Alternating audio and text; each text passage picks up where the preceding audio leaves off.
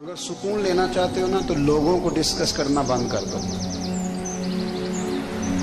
किसको अल्लाह ने कितने पैसे दिए हैं वो जाने और अल्लाह जाने, किसको अल्लाह ने कितनी गाड़ियां दी हैं वो जाने, और लोगों को डिस्कस करना जी।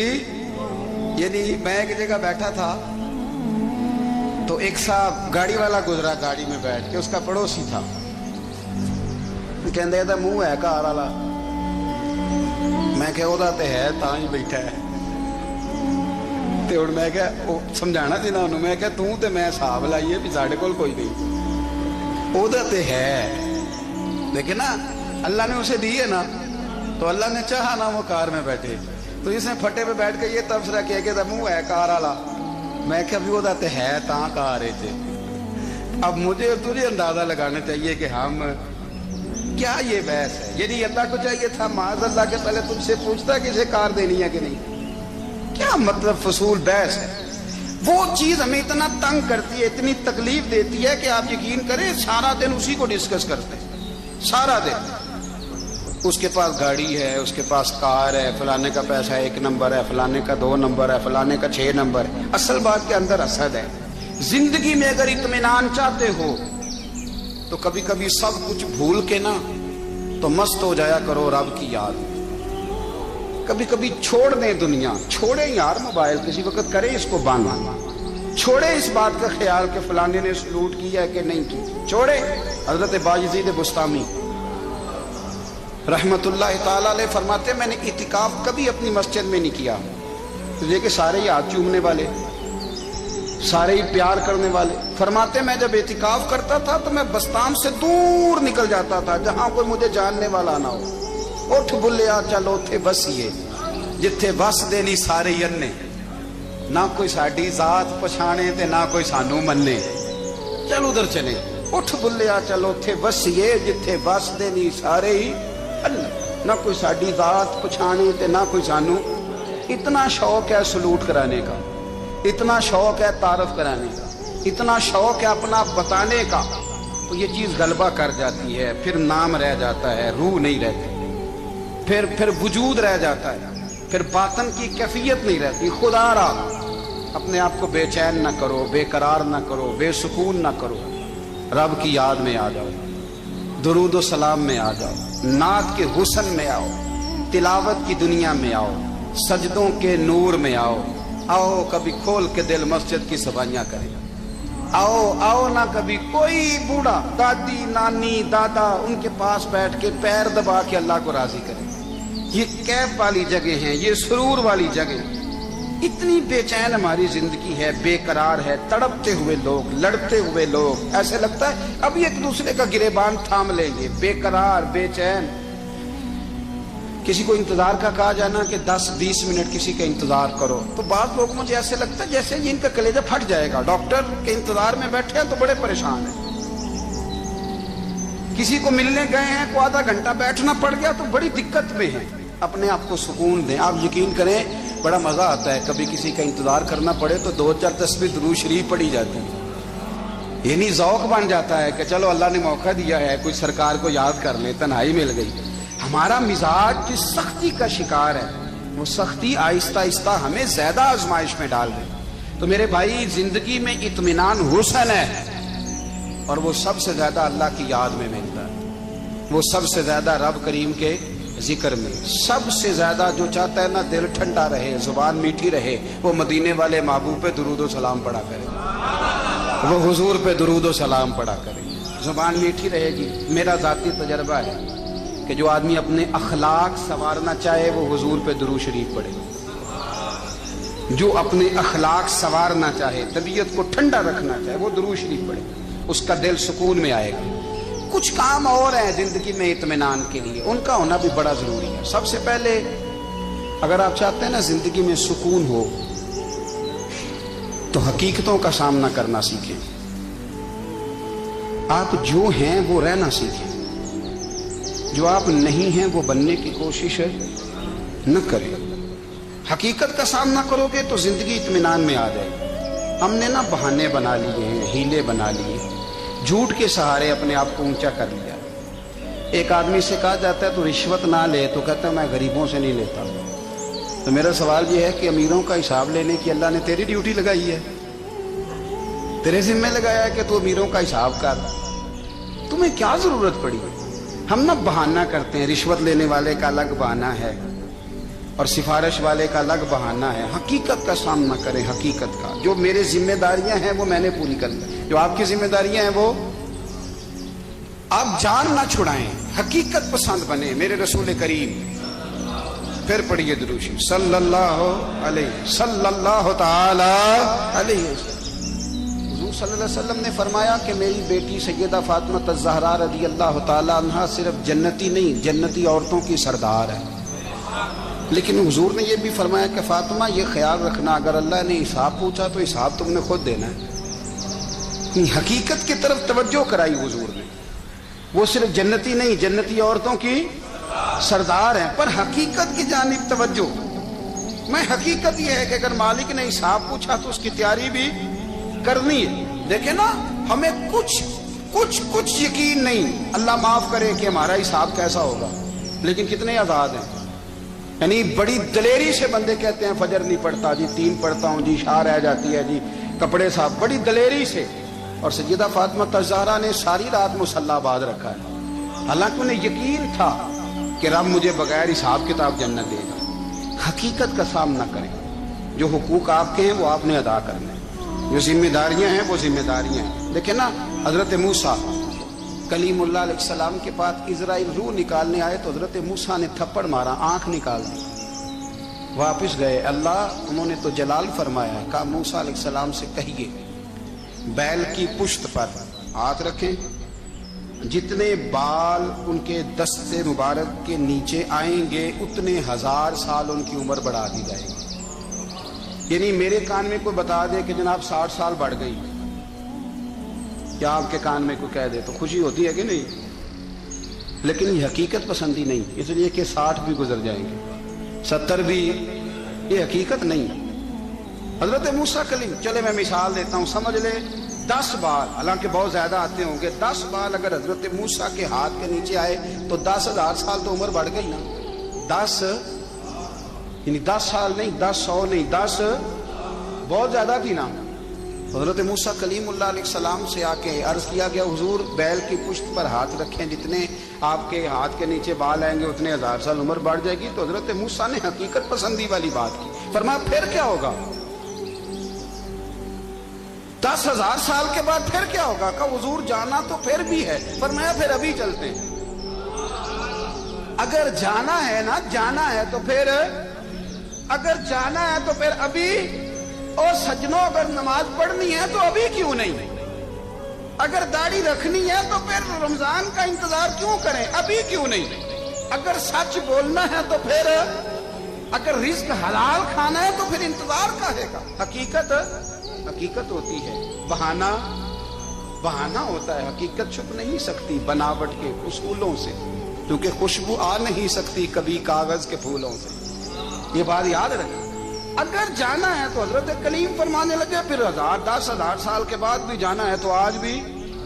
ہمیں بے قراری زندگی میں اس لیے کہ ہم حقیقت پسند نہیں، ہم بہانوں میں، ہم ہواؤں میں جیتے ہیں، ہواؤں میں، خیالات میں زندگی گزارتے ہیں۔ بڑا ٹائم پڑا ہے، مثلاً کتنا میرے رسول کریم صلی اللہ تعالی علیہ وآلہ وسلم نے ایک دن صحابہ سے فرمایا تمہیں حیا نہیں آتی؟ حضور کیا ہوا؟ فرمایا وہ والے مکان بناتے ہو جن میں تم رہ نہیں سکتے، وہ والا مال جمع کرتے ہو جو کھا نہیں سکتے، حیا نہیں آتی؟ عرض کی حضور حکم کریں تو محبوب فرمانے لگے جوتے کا ایک تسمہ بند کرتا ہوں تو سوچتا ہوں دوسرا بند کرنے سے پہلے موت آ جائے گی، ایک سانس اندر جاتی ہے تو دوسرا آنے سے پہلے میں یاد کرتا ہوں کہ مجھے دنیا سے جانا ہے۔ تمہیں حیا نہیں آتی؟ وہ مکان بناتے ہو جن میں رہ ہی نہیں سکتے، وہ مال جمع کرتے ہو جو کھا، حقیقت پسند نہیں بھائی۔ ہم بہت سارے لوگ یہاں بڑی باتیں سناتے ہیں، بڑی، میں کہتا ہوں اصل میں نا زیادہ باتیں سنا کے نا بیچارہ اپنے آپ کو مطمئن کرنا چاہتا ہے، اصل بات یہ ہے کہ اندر سے نا ہلا ہوا ہے، کچھ بھی نہیں، بڑا زیادہ ہنستا ہے اور مجھے لگتا ہے کہ کوئی گہرا زخم چھپا رہا ہے۔ اس لیے ملمہ سازی، حقیقت پسند بنو، حقیقت پسند۔ یاد رکھنا، من ترک صلاۃ متعمدا فقد کفر، میرے رسول نے حقیقت بیان کی، فرمایا جس نے ایک نماز بھی جان بوجھ کے چھوڑی اس نے رب کے رب ہونے کا انکار کیا، اس نے کفران نعمت کیا۔ یہ حقیقت ہے، کوئی کلیریفیکیشن نہیں، کوئی وضاحت نہیں۔ جو نماز نہیں پڑھتا جھوٹ بولتا ہے، غلط بیانی کرتا ہے۔ جو شخص رزق حرام کما کے کہتا ہے کہ اس کے بغیر گزارا نہیں چلتا، وہ جھوٹ بولتا ہے۔ اس لیے کہ رب فرماتا ہے جب تجھے پیدا کیا ہے تو تیرا رزق میرے ذمہ ہے۔ اللہ فرماتا ہے کہ لا یکلف اللہ نفسا الا وسعها، میں کسی پر وہ بوجھ نہیں ڈالتا جو اٹھا نہ سکے۔ نماز فرض کیا، اس کا مطلب ہے ہم پڑھنے کے قابل ہیں۔ اس نے ہمارے ذمہ داریاں لگائی ہیں تو مطلب یہ ہے کہ ہم ذمہ داریاں ادا کرنے کے قابل ہیں، ورنہ وہ کہتا ہے میں وہ بوجھ ڈالتا ہی نہیں جو تجھ سے اٹھایا نہ جائے۔ اگر چاہتے ہو کہ زندگی میں اطمینان ملے تو خدا را حقیقت پسندوں والی زندگی گزارو۔ یہ فضاؤں میں زندہ رہنا، ہواؤں میں، اللہ بڑا معاف کرنے والا ہے، اللہ بڑا کریم ہے، معاف کر دے گا، تو بھئی یہ بات صحابہ کو بھی پتا تھی، یہ اہل بیت کو بھی خبر تھی، تو وہ تو ایک ایک بات کا لحاظ کرتے تھے۔ یہ غوث اعظم کو بھی پتا تھی، یہ ان کے والد کو بھی پتا تھی، جنہوں نے کسی کا ایک سیب کھا لیا تھا تو 12 سال اس کے گھر میں نوکری کرتے رہے۔ انہیں نہیں پتا تھا اللہ بڑا کریم ہے، معاف کر دے گا، ایک سیب ہی ہے نا۔ تو حقیقت پسندی آپ کو سکون دے گی۔ اور اگر آپ نے اپنے آپ کو غیر مطمئن کیا ہوا ہے، بات کچھ اور ہے، اور آپ نے اپنے آپ کو ڈال کسی اور طرف لیا ہے، تو پھر آپ کو سکون مل سکتا؟ سکون حقیقت پسندی میں ہے۔ اصل میں سکون ہوتا ہے، اداکاری میں سکون نہیں ہوتا۔ تیسری بات سنیں، اگر آپ چاہتے ہیں زندگی میں مطمئن رہیں تو دنیا داروں سے امیدیں توڑ دیں، اللہ اور اس کے رسول سے امید وابستہ کریں، اولیاء اللہ سے امیدیں وابستہ کریں، صحابہ اور اہل بیت سے امیدیں، اللہ اور اللہ والوں سے امیدیں، دنیا داروں سے امیدیں۔ آپ کو پتا ہے دنیا دار کی تباہی کب ہوتی ہے؟ جب انہیں خوش آمدی مل جاتا ہے۔ چودھری کا بیڑا اس وقت غرق ہوتا ہے جب اسے چودھری کہنے والے زیادہ ہو جاتے ہیں۔ سیٹھ صاحب اور نواب صاحب بیچارے تباہ تب ہوتے ہیں بھولے پن میں، جب ان کے دائیں بائیں ریلا ہوتا ہے سیٹھ صاحب کہنے کا۔ لوگ انہیں کھانا چاہتے ہیں، پیار ان کا نہیں ہوتا، ان کی جیب کا ہوتا ہے، محبت ان سے نہیں ہوتی، ان کی کرسی سے ہوتی ہے، ضروریات کا پیار ہوتا ہے، تباہ کر دیا جاتا ہے۔ ہماری ساری توقعات دنیا داروں سے وابستہ ہو گئی ہیں۔ ناراض نہ ہونا، پیروں نے، مولویوں نے، درویشوں نے، انہوں نے بھی سیٹ رکھے ہوئے جلسوں کی صدارت کرانے کے لیے، یعنی مذہبی جلسہ ہے، اس میں بہت زبردست پڑھے لکھے صاحب تقوی عالم کا خطاب ہے، اور کی صدارت وہ بندہ کر رہا ہے جس نے عشاء کی نماز بھی نہیں پڑھی، وہ بندہ صدارت کر رہا ہے۔ کیوں؟ اس لیے کہ اس نے لاکھ روپیہ دیا محفل میں۔ خدا را دنیا داروں سے امیدیں چھوڑ دیں، ورنہ آپ کمزور پڑ جائیں گے، آپ کی امیدیں ٹوٹیں گی۔ کتنا کمزور ہے وہ شخص جو 2-4 ہزار کے لیے کسی بندے کی چاپلوسی کرتا ہے، اس کے پیچھے بھاگتا ہے، خوش آمدیں کرتا ہے، تھوڑے سے نوٹوں کے لیے، دکھ سکھ میں کام آئے گا اس کام کے لیے۔ میرے رسول کریم علیہ السلام نے فرمایا جس نے بندوں کو راضی کرتے کرتے رب کو ناراض کر دیا، اس کی دنیا بھی گئی اور آخرت بھی گئی۔ اور فرمایا جس نے بندوں کی پرواہ نہیں کی، اللہ کو راضی کیا، فرمایا اگر رب راضی ہو گیا تو لوگوں کے دلوں میں بھی محبت پیدا فرما دے گا۔ کیا ضرورت ہے خوشامد کرنا دنیا داروں کی، سیٹوں کی، نوابوں کی، چاپلو۔ اور میں آپ کو ایک بات بتاؤں، ہوتا پتہ کیا ہے؟ یہ جو حب جا اور حب با ہوتی ہے نا، اس سے پیٹ نہیں بھرتا۔ آپ کو اگر خوشامد کرنی ہے تو پھر آپ کو ساری زندگی کرنی ہے۔ پھر ان کو بھی پتا ہوتا ہے کہ تعلق کس بنیاد پر ہے، اس میں کبھی بھی خلوص پیدا نہیں ہوتا۔ آپ بے چین رہتے ہیں، بے قرار رہتے ہیں، آپ کو تکلیف رہتی ہے ہمیشہ۔ کبھی بھی دنیا داروں سے امیدیں وابستہ نہ کریں۔ ایک بات سنیں بڑی شاندار، امام غزالی نے لکھی۔ امام غزالی فرماتے ہیں کہ ہارون الرشید نہ حج کر کے واپس آیا بغداد میں، تو کونے میں حضرت بہلول دانا بیٹھے تھے، رش بہت تھا، مجمع بڑا تھا۔ حضرت بہلول دانا بھی سڑک کے کنارے بیٹھے تھے، تو سپاہی کہنے لگے یہاں سے اٹھ جاؤ، فرمانے لگے ہارون الرشید کی زمین نہیں، زمین میرے رب کی ہے، میں کیوں اٹھوں؟ وہ قریب سے گزرا تو سلام لی، तो आपने उसका प्रोटोकॉल देखा तो फरमाने लगे हारून रशीद तुझसे तगड़े तगड़े मोटे मोटे प्रोटोकॉल मैंने लोगों के देखे हैं, और ये जो तेरे दाएं बाएं आज तेरे नारे लगा रहे हैं ये पहले उन लोगों के नारे लगाया करते थे, और थोड़ा वक्त गुजरने दे जो तेरे बाद आएगा ना ये सारे फिर उनके नारे भी लगाएंगे। तू झूठ की दुनिया में जिंदा है, इनसे तूने उम्मीदें वाबस्ता की हैं, ये कल उसके नारे लगाएंगे। उसके दिल पे बड़ा असर हुआ, घोड़े से उतर आया, आगे कहने लगा हुजूर आपने मुझे बड़ी अच्छी नसीहत की है, मेरा दिल बड़ा ठंडा हुआ है। मैंने सुना है आप मकरूज हैं, कुछ लोगों का कर्ज, तो मुझे कोई हुक्म ही कर दें। आप हंसने लगे, फरमाने लगे यार तू तो बड़ा ही बेवकूफ है, बड़ा ही बेवकूफ है तू, मैं तुझे नसीहत कर रहा हूं तू मुझे उलझा रहा है। हुजूर कोई हुक्म कर दें। क्या खूबसूरत अंदाज है रब करीम के बंदों का। हजरत बहलोल दाना फरमाने लगे तेरा रब कौन है? कहा अल्लाह। तो फरमाया मेरा कौन है? कहा अल्लाह। फरमाने लगे ये तो नहीं ना हो सकता कि अल्लाह हारून रशीद को देता रहे और बहलोल दाना को भूल ही जाए, ये तो नहीं ना हो सकता कि हारून रशीद को देता रहे और बहलोल दाना को भूल जाए। फरमाया उसका दिल, उसका इरादा हुआ, इरादा एक कुदरत हुआ कि बहलोल मकरूज रहना चाहिए, तो अगर रब मुझे रखना चाहता है दुख कबूल मोहम्मद बख्शा राजी रहन प्यारे, अगर वो चाहता है मैं मकरूज रहूं तो मैं भी चाहता हूं कि मैं मकरूज ही रहूं। ये तो नहीं ना हो सकता कि तुझे दे और मुझे ना दे।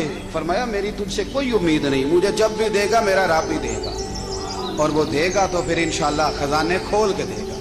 दुनियादारों से उम्मीदें वाबस्ता करना, लोगों के पीछे, ये छोड़ दें। आप बेचैन रहेंगे, बेकरार रहेंगे। अल्लाह वालों से जरूर उम्मीदें वाबस्ता करें, इसलिए कि उनके पास जो कुछ होता है वो दरअसल रब का ही होता है। लेकिन सेठों से, नवाबों से, सियासतदानों से बाज आ जाए, हमारी बड़ी उम्मीदें वाबस्ता हैं। मैं अक्सर कहता हूँ जितने फेरे नौकरी के लिए दुनियादार के दरवाजे पे लगाए हैं ना, इससे कम दफा मस्जिद में नफल पड़े होते तो रब उतनी बड़ी मेहरबानी फरमा दे। हसद करने वाला बंदों पर एतराज नहीं करता, अल्लाह पर एतराज करता। वो कहता है अल्लाह उसे क्यों दिया है, इतना क्यों दिया है, माज़अल्लाह वो अल्लाह की तकसीम पर एतराज करता है। हसद करते हो बेचैन रहोगे, हसद आपके दिल को तड़पा के रख दे, छोड़े। अल्लाह बड़ा करीम है, जिसको जहां चाहता है वहां बिठा देता है। आप कतन इस बहस में ना पड़े कि अल्लाह ने किसको कितना दिया है, कब दिया है, क्यों दिया है, वो बड़ा बेनियाज है। हसद आपको तबाह करेगा। दुनिया में पहला गुनाह जो हुआ था वो हसद था। इबलीस ने हजरत आदम से हसद किया, कहने लगा मैं बेहतर हूं, सरदारी इसको मिल रही है, तो ये तो अल्लाह को पता है ना किसको देनी है। और दुनिया में पहला कत्ल हसद की वजह से हुआ। हाबील काबील के दरमियान हसद का मामला था। खातून का निकाह उससे क्यों हो रहा है, मुझसे होना चाहिए। हसद तबाही करता। आप यकीन करें, यानी दुकानदार के सामने दूसरी दुकान पड़ती है और परेशान हो जाता है। वो कहता है मेरा क्या बनेगा, ला हौला वला कुव्वता इल्ला बिल्लाह। यानी तेरा क्या ख्याल है कि तेरे हिस्से की रोटी वो खा जाएगा? इतना छोटा दिल। नहीं, तेरा मौका ये है कि तेरे हिस्से का नसीब उस तक चला जाएगा, ये तेरी ख्वाहिश है। एक दूसरे की कमजोरियां बयान करना, उसका तो माल ही नाकस है जी, उसके तो पास ही कुछ नहीं। ये तो कमजोर लोगों का तरीका है। मेरे रसूल करीम अलैहिस्सलातु सलाम गुजर रहे थे, पतझड़ का मौसम था, खिजा का मौसम था, दरख्तों के पत्ते झड़ रहे थे। सहाबा को साथ लेके हुजूर गुजरे और एक दरख्त की टहनी को पकड़ के हुजूर ने हिलाया। सहाबा फरमाते हैं कि छम छम उसके पत्ते गिरे, जमीन पर ढेर लग गया। हुजूर ने फरमाया देखा तुमने क्या हुआ? हुजूर हाँ। फरमाया कितनी तेजी से पत्ते झड़े हैं, सिर्फ तना रह गया है और खाली टहनियां रह गई हैं, कोई हुस्न बचा है? हुजूर नहीं। नबी करीम फरमाने लगे जो हसद करता है ना उसकी नेकियां भी इसी तरह झड़ जाती हैं, इसी तरह। और एक जगह हुजूर फरमाने लगे जिस तरह राख लकड़ी को आग खा जाती है, जिस तरह लकड़ी को आग, जब आग खा जाए तो फिर लकड़ी को लकड़ी नहीं कहा जाता, राख कहा जाता है, कोयला कहा जाता है। उसकी असल बाकी यानी उसे खाई जाती है। तो हुजूर अलैहिस्सलातु सलाम फरमाने लगे जिस तरह आग लकड़ी को खा जाती है, पर मैं इसी तरह हसद नेकियों को खा जाता है। नेकियां रहती नहीं। हसद करने वाले के पास नेकियां यानी उनकी असल शक्ल मौजूद, कभी भी हसद नहीं करें। اللہ کی تقسیم ہے، جس کو چاہے جب چاہے جتنا چاہے عطا کرے۔ اور چوتھی بات میرے بھائی، کبھی بھی بغض نہ پیدا کریں۔ بغض والے لوگ بے سکون رہتے ہیں۔ بہت ساری کمزوریاں ہمارے اندر ہوتی ہیں نا، پھر اللہ ہماری روزی تو نہیں نہ بند فرماتا، یہ تو نہیں کہتا کہ زمین سے نکل جاؤ۔ اگر یہی والا معاملہ ہو جو ہمارا ہے کہ شادی پہ اس نے میرے ساتھ برا سلوک کیا تھا، اب ساری زندگی بغض رکھنا ہے، اگر یہی معاملہ فرشتے اللہ کی بارگاہ میں کہیں کہ یا اللہ اس نے فلانے دن شراب پی تھی، اب اس کو زمین میں نہیں رہنے دینا، نظام زندگی چلے گا؟ تو اگر اللہ ہمیں معاف کرتا ہے تو ہم بندوں کو معاف کیوں نہیں کرتے؟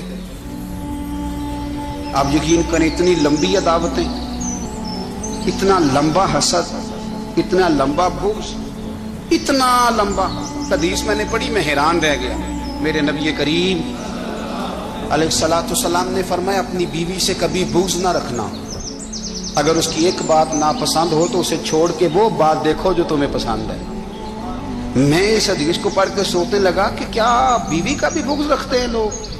اب حضور نے کہا ہے تو اس کا مطلب ہے لوگ بیوی کا بغض بھی رکھتے ہیں۔ اب اس پر استدلال کر کے مجھے کہنا پڑے گا کہ سسرال والوں کا بغض بھی رکھتے ہیں، کہنا پڑے گا کہ بھائی کے سسرال والوں سے بھی بغض رکھتے۔ اس حدیث کی روشنی میں سمجھا کہ لوگ بھابھی کا بغض بھی بغض رکھتے ہیں، بغض، ورنہ عادتیں تو ہماری بھی کئی بری ہوتی ہیں۔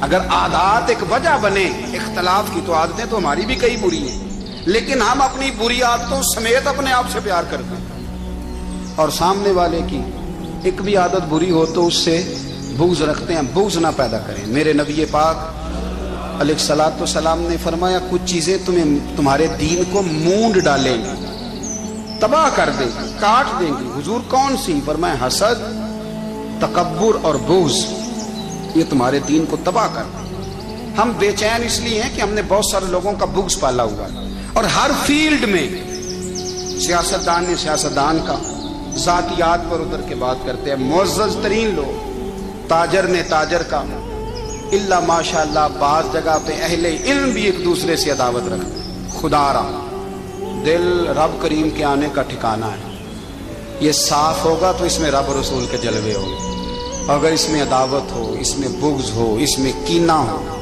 نفاق، سنیں میرے رسول کریم حضرت ابو بکر صدیق رضی اللہ تعالیٰ عنہ کہتے ہیں میں رو ہی پڑا۔ مکہ فتح ہوا نا تو اکرمہ بن ابو جہل نے پیغام بھیجا کہ میں نا کلمہ پڑھنے کے لیے آ رہا ہوں۔ بات لمبی ہے، میں موضوع پہ رہنا چاہتا ہوں۔ کہتے ہیں جب وہ آنے لگا نا تو نبی پاک نے ہم سب کو بلایا، ہم حاضر خدمت ہوئے تو حضور فرمانے لگے کہ اس کے باپ نے نا بڑا ظلم کیا ہے ہمارے ساتھ، ابو جہل نے بڑا ستایا ہے، بڑی تکلیف دی ہے۔ آپ مجھے بتلائیں کہ وہ ایک دفعہ کسی شادی پہ بحث ہوتی ہے بیوی کے بھائی کے ساتھ، پھر ساری زندگی اس بیچارے کو معافی، وہ 10 دفعہ گھر آتا ہے معافی مانگنے پر سوال ہی نہیں پیدا ہوتا، میں او ہو مجھے ہی کہہ دیا، پھر مجھے ہی کہہ دیا آپ نے، اور میری شان میں بے ادبی، اور پھر میں معاف کر دوں؟ توبہ توبہ توبہ، یہ کیسے ہو سکتا ہے؟ میری ناک نیچی ہو جائے گی، اور آپ نے مجھے کہہ دیا، سوال ہی نہیں پیدا ہوتا۔ اور یہ رونا میں اکثر ہوتا ہوں کہ شادی والے دن داماد صاحب کا زیادہ دماغ خراب ہوتا ہے۔ جب چھوٹی سالی کی شادی ہوتی ہے نا، اس دن اس کو بخار چڑھتا ہے، تو اس کو کان میں کہتا ہے تیری عزت نہیں کر دیں، اس دن اس کا دماغ خراب ہو جاتا ہے، بچے اٹھا کے نکل آتا ہے، وہ بیچارہ سسر منتیں کر رہا ہوتا ہے کہ تیری مہربانی آ جا، یہ عزت کرا رہا ہے۔ تو میں نے کہا احتجاج کر کے جو عزت کرائی جاتی ہے وہ عزت نہیں ہوتی۔ ہاں یہاں مانگ کے عزت لیتے ہیں لوگ، یا احتجاج کی کوئی عزت ہے؟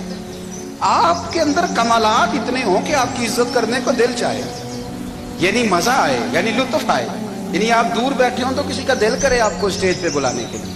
یہ کیا بات ہوئی کہ چھائے جانا اور بھاگ کے آگے جانا؟ ان سے نکلیں۔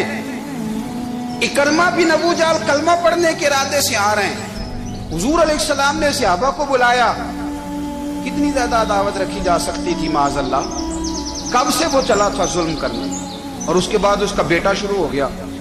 کتنی باتیں تھیں جو ناقابل معافی تھیں، پر کریم رسول نے ہمیں بتلایا ہے کہ سکون والی زندگی کہتے کس کو ہے۔ جب سب لوگ جمع ہو گئے تو حضور نے فرمایا بھئی وہ کلمہ پڑھنے آ رہا ہے، اس کے باپ نے ظلم بڑے کیے ہیں، پر میری نصیحت یہ ہے کہ اس کے سامنے اس کے باپ کو برا نہ کہے، خبردار کوئی اس کے سامنے کوئی بات نہ کرے۔ اب وہ کلمہ پڑھنے آ رہا ہے، مطیع ہو کے آ رہا ہے، بان کے آ رہا ہے، کہتے ہیں اللہ کے رسول نے نا کافی دیر تک خطبہ دیا، بریفنگ دی، بات سمجھائی، جناب صدیق اکبر کہتے ہیں میں رو پڑا۔ ایک صحابی مجھے کہنے لگے تمہیں کیا ہوا؟ تو میں نے کہا میں مصطفیٰ کی رحمت پہ رو رہا ہوں، دیکھو کن کے لیے حضور گراؤنڈ بنا رہے ہیں، اے دیکھو کن کے لیے حضور تیاری کر رہے ہیں، جنہوں نے ساری زندگی دشمنی کی۔ خدا را یہ اندر سے عداوتیں نکال پھینکو۔ او بھائی اتنا تو لمبا ٹائم ہی کوئی نہیں، اتنا تو وقت ہی کوئی نہیں، اس کو صاف رکھو۔ بندہ کوئی کر بھی گیا تو کوئی حرج نہیں، چنگی مندی سجنا کولوں 100 واری ہو جاندی، یار یاراں دا گلا نہیں کر دے۔ اصل پریت یار یاراں دا جڑا گلا کردا تے یار نہیں جی ہوندا۔ ہاں پکی بات، پکی پیڑی۔